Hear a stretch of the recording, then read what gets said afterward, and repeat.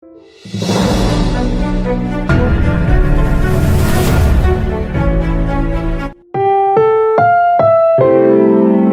programang ito ay rated SPG. Striktong patnubay at gabay ng magulang ang kailangan. Maaaring may masiselang tema, lengguwahe, karahasan, sexual, horror o droga na hindi angkop.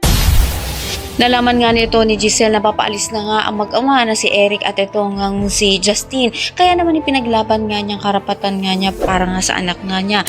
At pinigilan nga niya ang dalawa na hindi nga umalis ng bansa.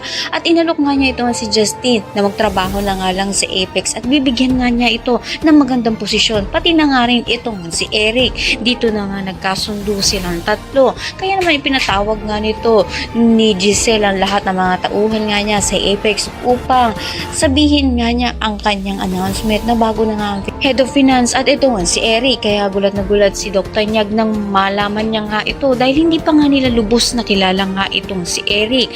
Sinabi naman ito ni Justine na ngayon nasa Apex na nga siya, hindi para kay Giselle ang kanyang pinunta dito kung saan ibang ang bagay. Posibilidad nga kaya nakukunin nga nilang mag-ama ang lahat ng kayamanan ng Tanyag.